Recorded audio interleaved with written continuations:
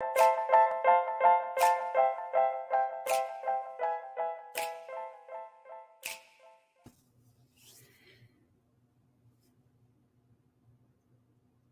are you doing this evening?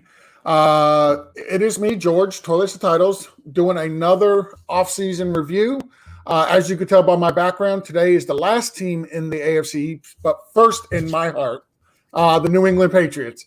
Believe it or not, we've got two New England fans here, and I am also from New England. So I believe this is an all New England panel, even though I don't follow the Patriots, and that's not really my favorite team. But I am from New England, so I do show a little bit of love. Joining me, first off, is Joshua Bigbee from Fusion FFB. Josh, how you doing, my friend? Doing great. Thanks for the invite. Love to be here talking some Patriots. Awesome. Glad you're here. Also joining us is Mark Schofield. Mark, how are you doing, my friend? I'm doing well, George. Excited to be here. Always a fun time when I get to talk a little Patriots and flaunt the flagrant Boston accent. It's always a good time. Yeah, I've totally lost my accent. Like my mother, you can still hear it on her, and same with my father. But me and my two brothers, yeah, we no longer have the accent at all. It's completely gone. I mean, I left New England in '99, and I still have it. So there you go. Yeah. I grew up in Maine, and they don't really have it there. So yeah, you guys avoid that. I mean. No. Well, northern Maine, so I don't even get the Baja Harbor. I don't even get that. No, you don't even get that. Oh man! So I just learned Josh is actually from Canada. That's nice to know, Josh. Thank you. Almost. Yeah, basically from Canada. Yeah. Still 40 minutes. So I'm gonna start the show off with a question, Josh. I'll go to you first, and then we'll throw the same question over to Mark. How long have you been a Patriots fan? What made you become a Patriots fan? And do you have a favorite play in Patriots history? Well, like I said, I grew up in Maine, northern Maine. It's part of New England. It's all Boston sports up there: Red Sox, Celtics, Bruins, Patriots. I actually didn't get into the sport of football as much. I mean, up there where I grew up, it's all basketball and baseball too. But I mean, when it's cold outside, what are you gonna do? You're gonna play basketball indoors. But I got more into. Probably my first memory of football, really, though, I believe it was the 2001 season Super Bowl. It was a Super Bowl party at my youth group. So, that's quite a way to start, Tom Brady. It just goes from there. So ever since then, really, I didn't really get into it until 2006, 7, and 8. 2008 was when I really got into fantasy football. So that was in college and beyond when I could watch what I wanted to watch, basically. Favorite play? Was that the next question? Man. Yep. Do you have a I thought about this. I do. I don't know if I'm stealing this from Mark, but I go back to the 28-3 Super Bowl against the Falcons and the Edelman catch. Right up here we got him because that catch kind of encompasses and just encapsulates like that entire comeback of that entire Super Bowl, which was just ridiculous. And then I have so many memories from that, even from that night where, it was one of the few years, being a Patriots fan, you get invited to Super Bowl parties and your answer always has to be maybe, because there's a 50-50 shot, if not better, that the Patriots are going to be in it. And I don't really like being at casual Super Bowl parties when my Patriots are in the Super Bowl. But that year I did get roped into it through family of an in-law. So there we are. I'm sitting on the couch trying to watch the game. Everyone's partying, doing whatever, not paying attention behind me. And people start leaving like halftime, and they're patting me on the back because I'm there. They know I'm the Patriots fan. I'm like the only one there. They're patting me on the back on the way out. And I'm thinking to myself, we have Tom Brady. Right. It's not done yet. But other people, other teams, they don't get that. So, but that play, that catch, and I say that catch, everyone who knows exactly what I'm talking about. I'm talking about the catch where Edelman had to double catch it and caught it like not even an inch away from the ground. And then, yeah, like I said, that's just wraps up that whole comeback for me. Mark, how about you? You have a Man, I'm really gonna favorite date play? myself. I'm really gonna date myself here. It was really like the 1986 season, where they made it to the Super Bowl, where it sort of first captivated. Like we went to a regular season game that year. It was like my first pro football game. I was 10 at the time, and kind of to Josh's point, like it's important to remember, like especially in the 80s, like Patriots were like an afterthought. Like this was a Celtics, Red Sox, Bruins town. Like the Patriots at that point had been struggling. In fact, that they made a Super Bowl, got blown out, but made a Super Bowl, won 3 games on the road to even get to a Super Bowl. That kind of sort of started to turn things around. Of course, they still had some struggles until, they got a title, but, they had the Super Bowl appearance against the Packers in the 90s. But really that Tony Easton, Steve Grogan year, Mosi Tupu, Craig James, Andre Tippett, like that was the team that sort of first caught my eye. As far as a favorite play, the Brady drive at the end of 36. When Madden's in the booth saying, look, they got to play for overtime. Like, you can't, you've just given up. Like you can't do anything right now. You've just got to kneel on it.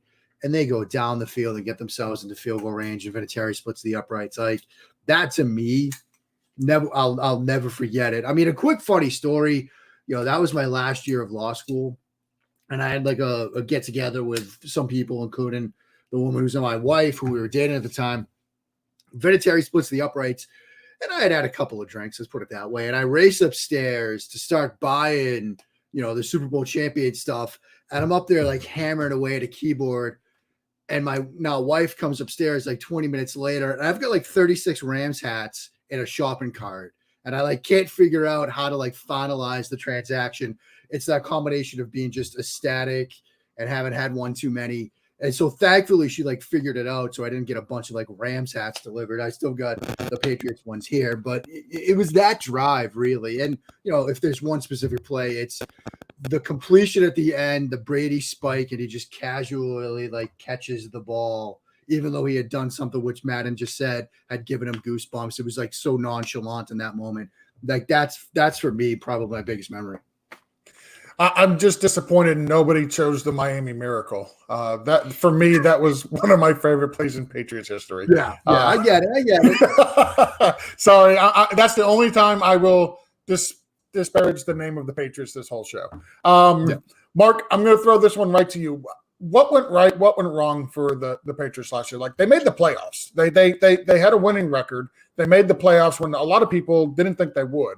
So I look at it as you guys had a successful season, but what went right? What went wrong in your opinion?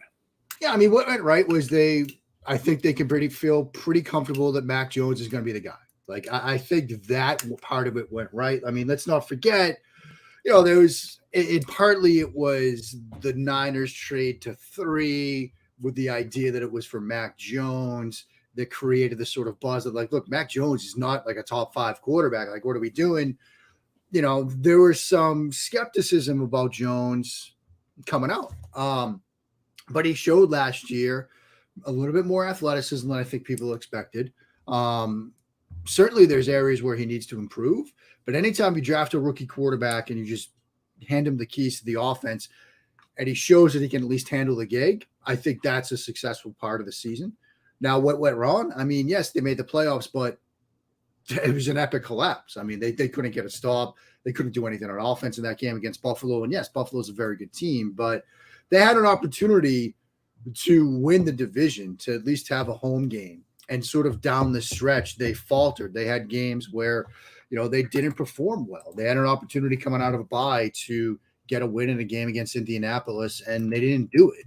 And they had some other games down the stretch where they didn't perform the way they should have. I mean, you look at, there was a game against Miami in the season finale where, they lose 3 of 4 coming out of the bye. That's a very un-Belichick-like way to come out of a bye week. They had an opportunity with the late bye to really take advantage of that. They didn't. You lose 3 of 4 down the stretch. And I think that didn't go well for them. And I think that's going to be a large part of the message to the team as they get rolling in training camp now, which is you got to finish what you started. I mean, you go into your bye week, you had won 7 in a row. You're in first place in the AFC East. Like, people are now saying, hey, the Patriots are back. Like, they might be the best team in the AFC. Then you lose 3 of your final 4 games, and then you lose in the playoffs. Like, that's something they got to turn around. Josh, you got anything to add to that? Yeah, just knowing that Mac Jones is actually pretty good and he's going to be the guy was huge, because it was such.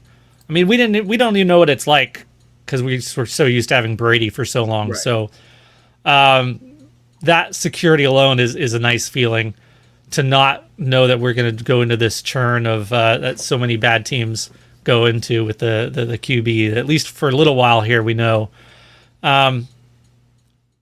As far as what came out of last year, we still saw the defense being the strength, but I really I'd hoped they'd learn more. I guess the questions in the future will get into the coming year, but I'd hope they'd learn more from what we saw, like we said, that collapse of why they had those collapses, and I hoped that we'd learn and corrected some of those things. I'm not sure they did.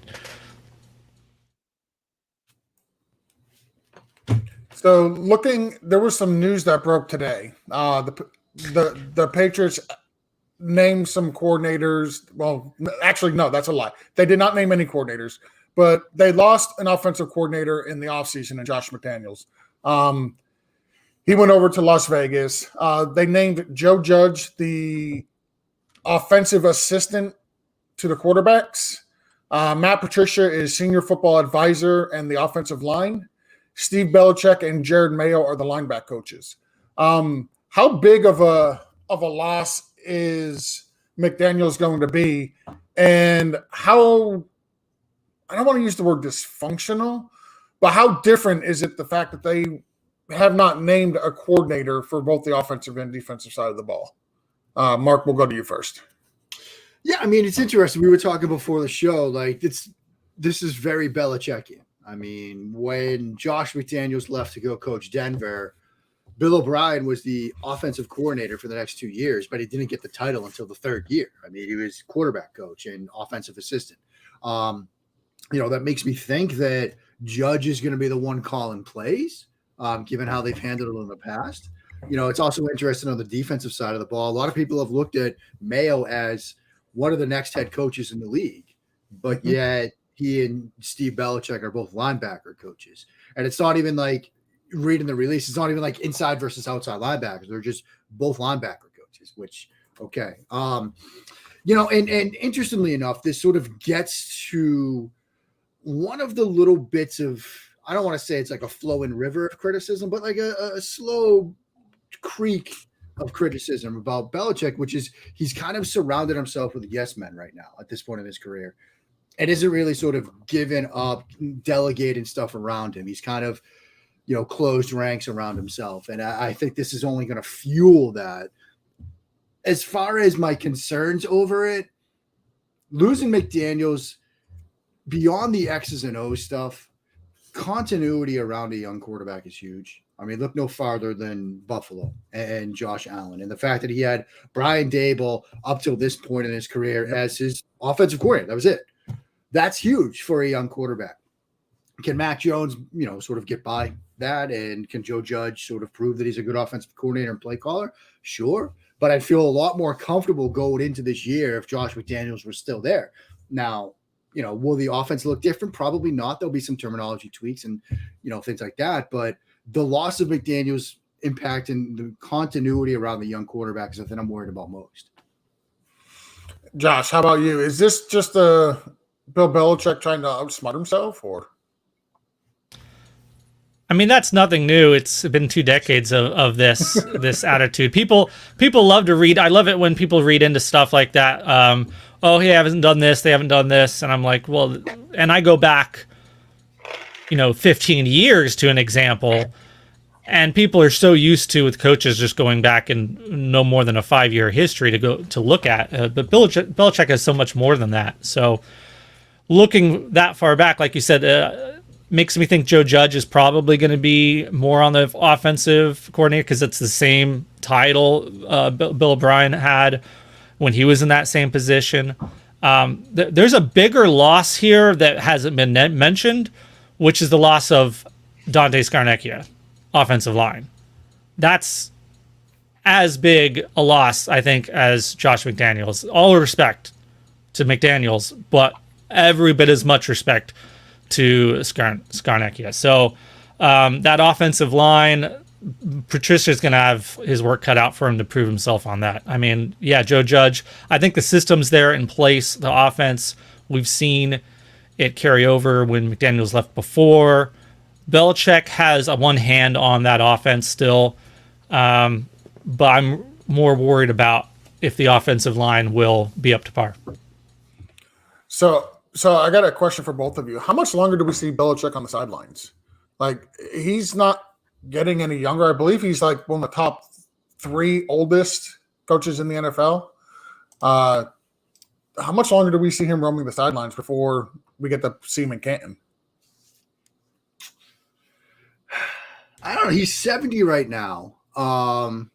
And the number that I immediately looked up, and George, you'll know this one, is 38. That's how many wins he's behind Shula. I've thought for a while now that that's when he's going to go. Like, he wants to get past Shula. Like, in the sort of Brady versus Belichick debate, like, becoming the all-time NFL winningest head coach, I think would make Belichick pretty satisfied. Can he get there? I don't know. I mean, that's probably 3-4 seasons to be safe. Does he coach until he's 74, 75? I don't know. I mean, he likes his boat. I've always thought that he's going to, when he steps away, he's going to go coach lacrosse at his alma mater, Wesleyan University. I don't know. I thought at some point we would see him stick around long enough to get those 38 wins. Maybe it might just depend on how well they do these next 2 years. And if he feels he can get there, then he'll stay. If he feels he can't, then he'll step aside. Yeah, I agree with all of that. That's what he's chasing, and it's going to depend on how they're doing here.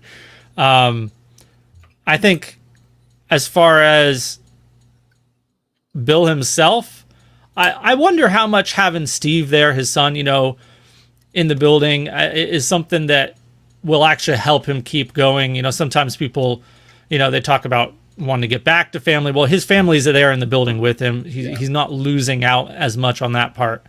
I mean, he's got more family than just that. But I'm just saying, I don't see many obstacles to him continuing other than health, which he seems fine. So.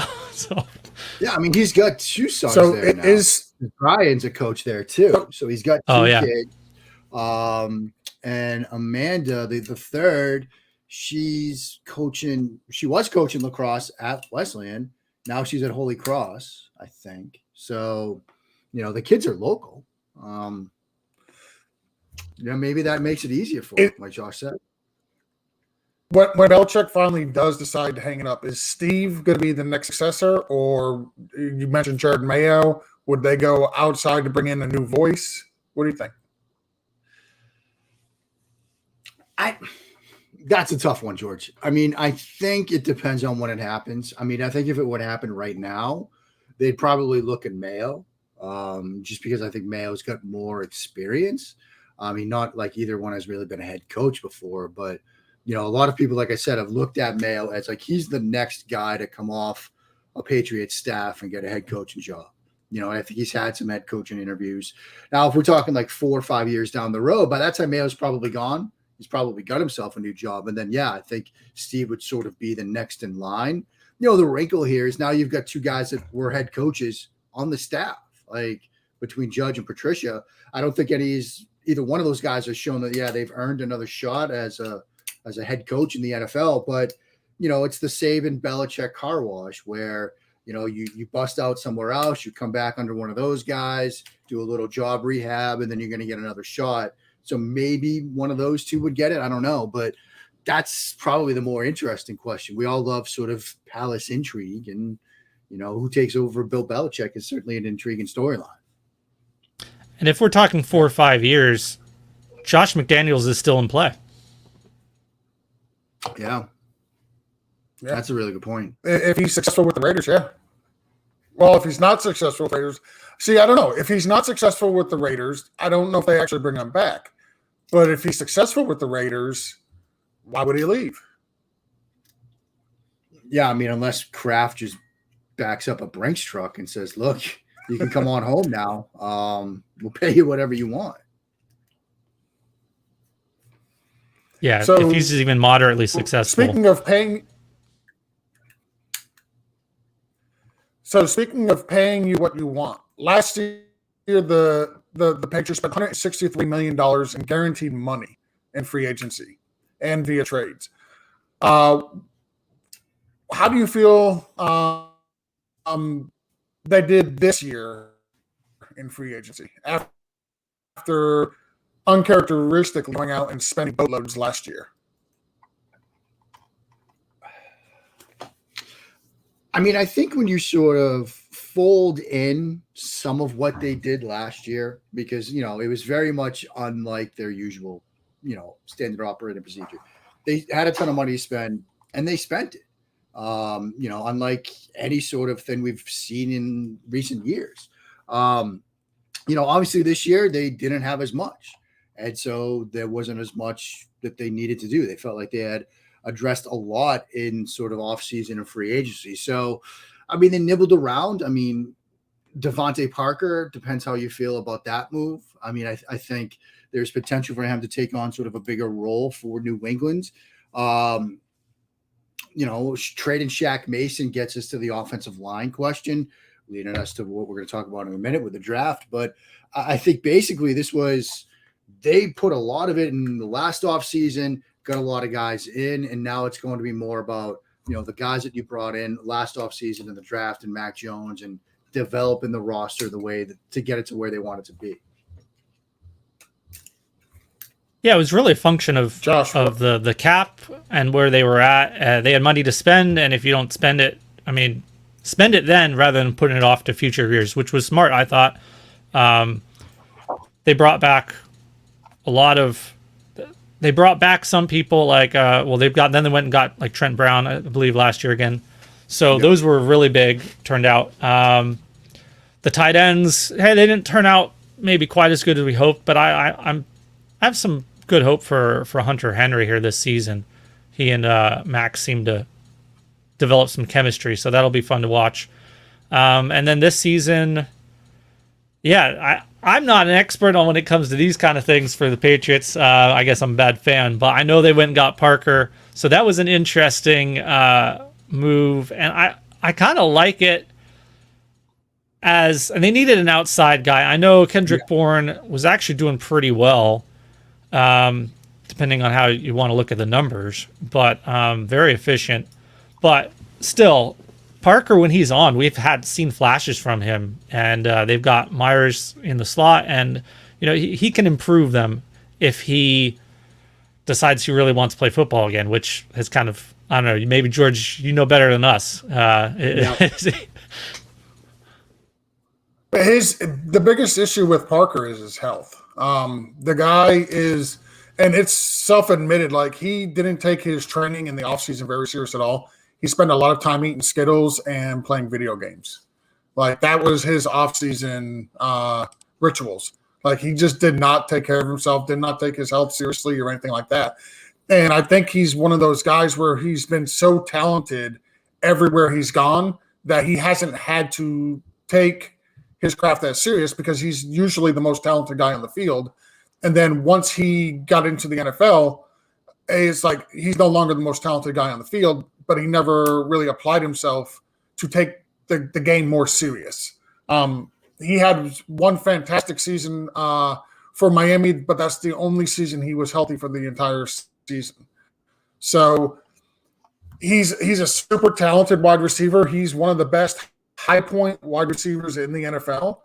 But the problem is historically you've only got him on the field for 7 or 8 games. So that's if he's healthy, he's going to be a great addition for the Patriots.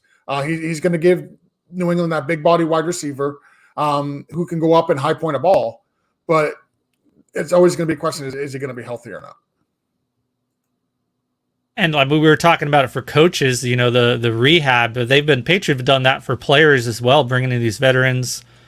And it's worked out in many cases. And in other cases, they're cut by October. So we'll find out pretty soon, I think. So I got a couple questions that were sent to me from Nino. He's a big-time Patriots fan. He's actually up in Cape Cod right now on vacation, but he still sent me a couple of questions to ask for the show. He wanted to know what your guys' thoughts were on the fullback situation for the Patriots. Currently, there's no fullback, and for the first time in 10 years, there's not a fullback on your guys' roster.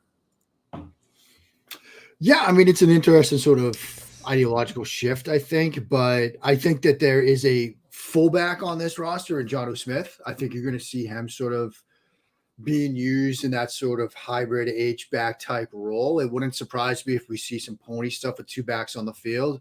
I've thought for a while that they should get Harris and Stevenson on the field more at the same time because, I mean, I think Stevenson could sort of be a fullback type player. I think it's an opportunity to give some guys some extra opportunities. And it also gives them a little bit more positional flexibility, particularly when you're thinking about doing it with Joshua Smith, because as much as I love Jakob Johnson, as much as I love guys like James Devlin, like you knew what they were there to do. Like anything they gave you in the passing game was kind of a bonus and it wasn't going to be that dynamic. And it didn't really give defensive coordinators much to worry about. It was like, yeah, they're in 21 personnel. One of these guys is basically a sixth offensive lineman. With Smith, if you're rolling out 12, but you could flip it to 21 personnel on the fly like that, defenses have to think a little bit more. Smith can be a little bit more dynamic while still handling some of the blocking responsibilities. So I think that's how they're going to sort of approach it this year. Now, whether it works remains to be seen, but I think there's that sort of potential to make it a bit more dynamic than it's been in the past. Yeah, I love that. I've always had such hopes for Jonnu, even when he was in Tennessee for fantasy football. And I was excited, but a little bit wary when he came. So I'd love to see him unlocked, used in some way like that. At the same time, we've just got a lot of running backs. Yeah. So, I mean, yeah, I don't even know. You're going to turn one of them into it, but you can't really because they're probably not that used to that. So yeah, I mean, the only one that probably fits that bill would be Ramondre. I mean, and you wouldn't want him doing that. You wouldn't want him doing that full time. So yeah. So speaking of running backs, you guys drafted, I believe, 2 running backs in the draft this year. Yep. Mark, how do you feel about the draft for the Patriots? Because outside looking in, I thought and we talked about this a little bit previously on another show. It was a weird draft from the outside looking in at what the Patriots did this year. It was a weird draft kind of from the inside looking in. I mean, I think the best way I heard it described was like they picked really good players. They just picked them 50 spots earlier than we would have expected them to go.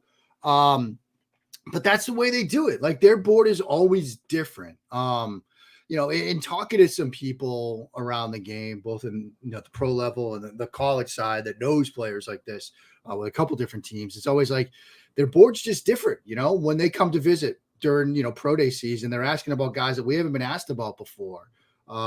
That's just the way they've kind of always done it. I mean, I think the one pick that is, and this goes to something Josh talked about with the outside wide receiver position. They've been able to evaluate slot receivers extremely well. When it comes to the outside boundary receiver position, like that's an area where they've struggled. And that brings us to pick 50 overall, Tyquan Thornton. Like that's going to be a big one to sort of watch, particularly when you see what happens at 52, 53, 54, when Pickens, Pierce, and Sky Moore come off the board. All guys that I really liked in this draft class. I mean, if one or two or all three of those guys hit and Thornton does it, I mean, the cause for Belichick, the general manager, to be fired are loud enough already. Like they're just going to reach a crescendo if that goes down that way because they've struggled to figure out outside receiver. I mean, trading for Randy Moss, any one of us would have pulled the trigger on that one. That wasn't really like a great find. They figured out slot receiver, and I think Jacoby Myers is the latest sort of example of that. They can evaluate that position well, but boundary outside receivers, one they've struggled at. And if those guys, particularly Pickens and Pierce, who are your like outside guys, Moore can play outside. He can play outside too. But if those guys hit and you've passed on them for a guy that doesn't hit, man, that's going to look bad. So we got a comment over here from Joe, who's watching, checking in. He thinks Cole Strange will be a great guard and a first round talent.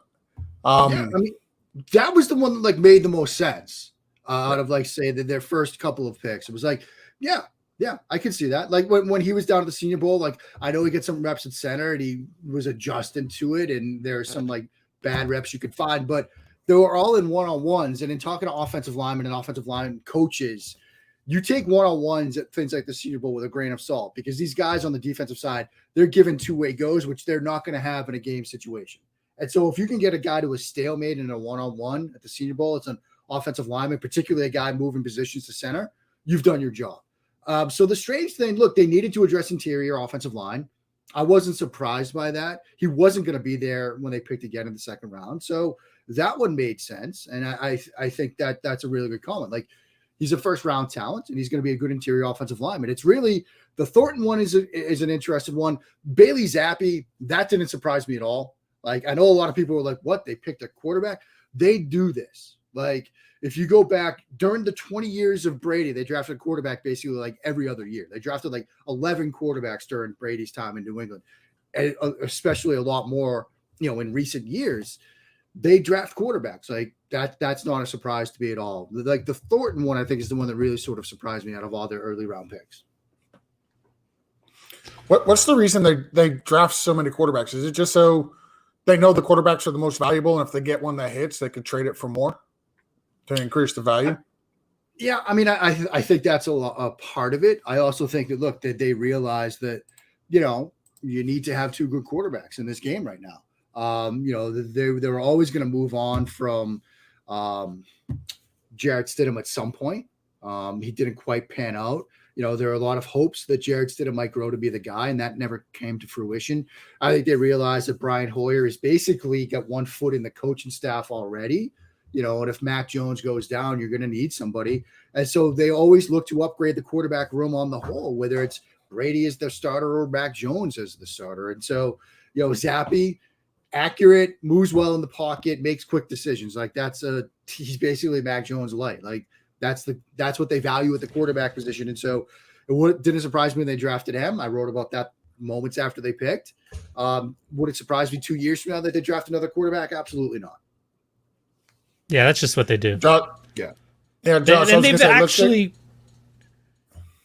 to your point, they have managed to flip some of those into assets for the team. So it's absolutely due diligence, but everyone where you can, great. I mean, they didn't get anything necessarily out of Hoyer the first time around, but you've got all these other guys moving that out ever since Castle that other teams have their eye on.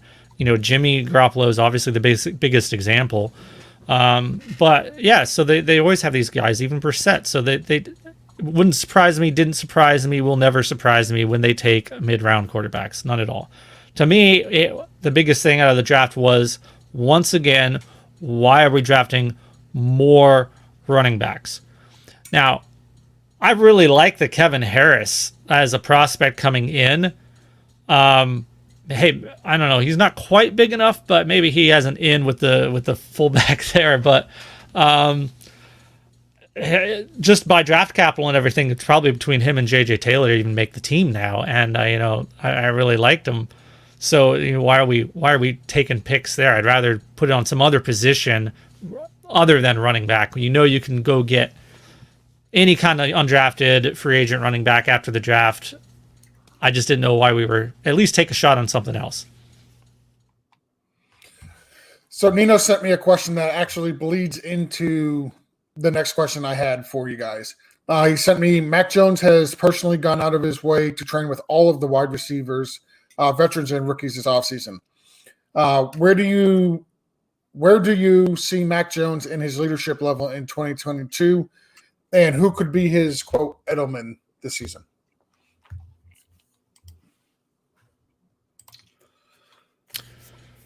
Go ahead, Josh. It's still Myers as far as I'm concerned. At least in that role and that, market share targets. It'll be to be seen what happens on the outside with Parker or Bourne. Aguilar seems to be the man out. Like I said, I really like his chemistry with Hunter Henry on and off the field. That was a lot of fun to watch, So if he can stay healthy, which has historically been his problem, but he did pretty well last year, so that was a positive. So I think I would love for the overall talent of the weapons to be better, but as far as the mix they have, it's a solid group, if not a little underestimated. But I think it's a pretty solid group. So that actually goes right into the question I had is, and Mark, I'll throw this one to you. What is the biggest concern you have for the Patriots heading into this season? And I believe it's pretty clear that for the Patriots to be successful, it's going to be Mac Jones. And what is his ceiling as an NFL quarterback? That sort of term ceiling, it was kind of a buzzword, about Mac Jones during the draft. Certainly during last season, a lot of people said that, the other four guys that went in the first round, Wilson, Fields, Lance, Lawrence, they were the ceiling guys. They offered higher ceilings, but Mac Jones had the floor. I think last year Jones sort of showed that ceiling might be a little bit better than people thought. I think he showed a little bit more athleticism, showed a little bit more arm talent. Maybe some of what we saw at Alabama, there's room for growth. I think the year two sort of jump is going to be big. Now the draft and that entire weird process is behind him. He's got a full year in New England. He's certainly talked about where he needs to improve. His physical well-being and conditioning is certainly part of that. At least talked about. I think being able to push the ball downfield a little bit more consistently into tighter windows with a little bit more velocity. He's been working with throwing coaches. I think that's part of it as well.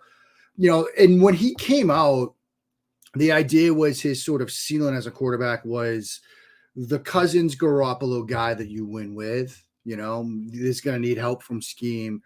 I think the hope is now that he goes beyond that and becomes maybe gets into that lower level of the next tier, which is those guys you win games because of. Not saying that he becomes a Herbert or a Rodgers or that type, but like a Burrow type, where it's he can will them to some wins. Like he can be the reason they win games, not just a reason they win games. And so I think that's where his perhaps ceiling is right now. It's a little bit higher than we expected it was when he was coming out of Alabama. What concerns me, obviously the offensive line, the growth, the play calling, all that's on the offensive side of the ball. We haven't really talked a lot about the defense, and the secondary sort of worries me. I mean, they've added some names.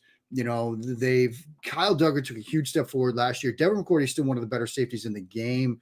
But what are we going to see from this secondary? Malcolm Butler's back. What's that going to look like? Is this going to be more of a zone heavy team? They trended that way a little bit last year. Is that going to continue? They can just play more zone. And with some of the athletic quarterbacks you're going to see on the schedule, they get Lamar, they get Josh Allen twice, they get Tua twice, they get Zach Wilson twice. Maybe you are going to see a lot more zone coverage to keep eyes on quarterbacks in the secondary. But I'm a little bit worried about what the secondary and secondary depth is going to look like once we start getting the pads on and getting into training camp in the regular season. Go ahead, Josh. You want me to take a shot on that? I don't know, because Mac Jones, I agree. We hope for Cousins, Carr, but I think that we saw enough out of him just with his arm. He can hit that. Matt Ryan is the name that came to my mind that would be kind of in that tier. Yeah. Where he's not quite, winning you games as much as what you said. You hope he would win you some games, but he can throw it and put up some yards. And we saw that from him last year in flashes, and then at the very end, he didn't step up. And I know that was hard for a lot of the fans being so used to Tom Brady, and of course even Tom Brady, right from the beginning, like you were saying, your memory there going all the way back, he did that, and I think we were all getting a little bit excited, a little bit ahead of ourselves, being like, okay, maybe this is the guy, he's going to do it too, and it didn't quite pan out like that. So I would love to see him really do that a little bit this year, when when the defense is struggling, be it because of the matchups or anything else, can he go out there and go pound for pound with the opposing offense and actually outscore and win the game? So, Mark, you touched on the defense a little bit. Let's talk a little bit more about that. If I'm not mistaken, the Patriots lost a few linebackers this year, and I don't really know if they even replaced them. How worried are you that the defense, because that's typically what the Patriots are known for, is their defense and running the ball. Like, as great as Tom Brady is, but I believe the staple of those teams has always been the defense and the ability to run the ball. How big of a concern is that defense going to be? Because I know they lost some players this offseason. I mean, yeah, George, they lost some players, but like, interesting enough, they've been slowly adding talent. Like I mentioned the secondary, the second level of the defense to that linebacker role that you sort of asked about there. Yeah, I mean, Dante Hightower is still a free agent. They lost some other guys there, Van Noy and others. But they've been adding talent to that second level of the defense in mid to late rounds of the past couple of drafts. And those guys have kind of taken, redshirt type seasons, where now it's going to be a time to sort of see if those guys can step up. They added Mac Wilson via trade. They drafted Cameron McGrone in the 5th round of last year's, the 21 draft. He sort of took a medical redshirt season. They had Raekwon McMillan come in, but then he had the knee injury, so they didn't have him last year. They added, Ronnie Perkins, Anthony Jennings in the 3rd round of the past 2 drafts. Each of those guys was a 3rd round pick in 20 and 21. It's an opportunity for those guys to step up. So there's talent, and there are available players at the second level of this defense, but that's going to be a sort of critical thing. Can those guys step up and step into these roles and fill these shoes? Juwan Bentley is still a very good sort of, 2.5 down linebacker. Like, he's not the world's best coverage player, but I think he can handle those responsibilities very well. Extremely well coming downhill between the tackles. Wilson, can he sort of step into a role? Can McMillan step into a role? I mean, there are questions on the second level of this defense for sure. They've got bodies there and guys that they can look to give opportunities to. Whether those guys step up, though, is a big question. So I want to highlight this real quick from Joe. He's chiming in that Mac will be good. Not top tier like Mahomes, Herbert, but good / solid. I'm not even going to acknowledge the fact he put Danny Dimes in the conversation with Mahomes and Herbert. That's Joe. Take off the homerism glasses there, my friend. Josh, I'm going to throw this next one to you. What are your thoughts on the Patriots' schedule this year? According to Sharp Football Analysis, they have the 25th most difficult schedule.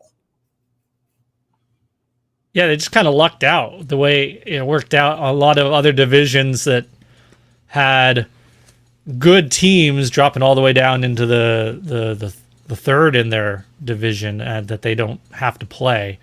I always take those things with a grain of salt. I know I do know and appreciate the way that Sharp Football does it. A little bit more rigor to it than just kind of plopping in last year's stats and numbers. But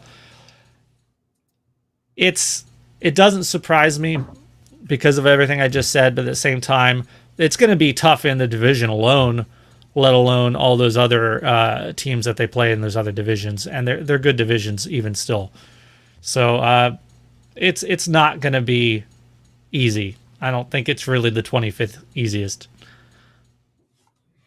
Mark, what are your thoughts on the schedule? Yeah, I mean, I think Josh is right. Like, I appreciate the ranking and the way that Warren does it, but looking at the schedule, they do catch somewhat of a break because they get the NFC North. So you get Chicago and Detroit. I think Detroit's going to be a little bit better than people expect them to be. I saw recently that like the over on their win-loss is one of the most popular bets being made right now, which I can kind of see. We expect Chicago's going to struggle, but there are some tough stretches. I mean, they get their bye. They play the Jets at home on the 20th, but then they get the Thanksgiving night game at Minnesota. Then they get Buffalo, the following Thursday. So they get back-to-back Thursday nighters. Then they have that like West Coast trip where you go to Arizona, to Las Vegas on the 12th and the 18th of December. That's probably one of those situations we've seen, the Patriots do this before where they'll just stay out west. But then you finish at home with Cincinnati, Miami, and then at Buffalo to close it out. Like, it's a tough schedule. I mean, even sort of the gimmies, Detroit, that's after a trip to Green Bay, Chicago, that's after a trip to Cleveland, where maybe Watson's back in the fold, maybe not, because that's a week 6 game. So, I think this schedule is a little bit tougher. And like Josh said, you're getting 3 AFC East games, 2 against the Bills, 2 against the Dolphins, 2 against the New York Jets, who look to be improved. Maybe on paper it's the 25th, but you're also talking about a Baltimore team that had so many injuries last year. There don't look to be too many layups on this schedule. Yeah, no, it definitely is a lot harder than it looks on paper for sure. Nino's checking in again. Nino, you're on vacation in Cape Cod. I'm going to get your wife to take your phone from Cape, you. Nino, come on, buddy. He wants to know why trade Chance Whittick. Well, what you said, it's Chase Vinovich. They traded him that was the Mac Wilson trade, right, with Cleveland. And I think they just wanted that kind of linebacker more than what Vinovich was. Yeah, I think Josh is right. I mean, they had, a lot of these guys that they have as linebackers, like Josh Uche, for example, they're pass rushers. That's what Winovich was. They kind of had a surplus there. They identified more of a need at the off-ball role, and that's kind of what Wilson is. As far as Jalen Reagor, maybe he'd be a fit, but as somebody that, kind of follows the Eagles and does some Eagles coverage, I don't know if I'm trading for Jalen Reagor. I was never a fan of Reagor's coming out. I mean, I remember having fights with Eagles fans who were like, Jalen Reagor's going to be great. They should draft him. They should draft him. And I was like, no, you want to draft Justin Jefferson. And Eagles fans are like, no, this Jefferson guy, he can only play in the slot. He's the complete wide receiver. I'm like, all right. Yeah, I did kind of like Reagor, but we already have Nelson Aguilar, so he's already got that wrapped up. Do we need 2 guys with Eagles ties that have drops? Do we really need 2? Yeah. All right, so I got one last question for the both of you, and then I'll let you guys get out of here. Also, greatly appreciate both of you guys coming on tonight, as I said earlier. Josh, I'll start with you. What are your expectations for the Patriots in 2022? Can the Patriots beat out the Bills, Jets, and Dolphins to win the AFC East? And then I want you to close by giving me a record prediction at the end of the season. I think we'll see a lot of improvement in what we were saying. We'll see Mac Jones stepping up. As far as within the AFC East, I think they won't go worse than 500. I think they'll split at least with Miami as usual. I lock him in probably for both of the Jets. Still, as improved as the Jets are, I still don't know if they're going to be there yet. The real question is going to be, can they split with the Bills again? That's going to be the tough one. I'm hopeful they'll still be at that 10 games. There was a lot of things that went right last year to get them there. There was also a few things that went wrong that held them at 10. We thought they'd be even better than that for a while. So I think 10 is a realistic number. Still sniffing at the playoffs a little bit. I'm not sure this is going to be the season yet that we really see Mac Jones and the Patriots return to glory. So. And Mark, same question to you. Yeah, I'm kind of where Josh is, like 10-7. Maybe an outside shot at the division, but I really think Buffalo is so good on paper right now. It's going to be hard to see them sort of overcoming the Bills. Certainly a shot at getting into the playoffs, and then you get in, maybe you get a chance. You go on a little run. But I do think that the big thing is, does Jones sort of take a step forward in year 2? And I think he does. I'm optimistic that he takes that sort of step forward. So then by the time that, we're here next summer doing this show, we can say, they get a real shot at winning this division. I think that might be a year away. Stranger things have happened. You play the game any given Sunday, all that stuff. But I think, like 10-7, like a relevant team all season long, gets themselves into the playoffs as a wild card, and who knows what happens from there. All right, you guys heard it here first. A, Mark's already agreed to come back next year, and B, 10 wins. Josh and Mark both said Patriots get 10 wins. I think 10 wins is actually reasonable.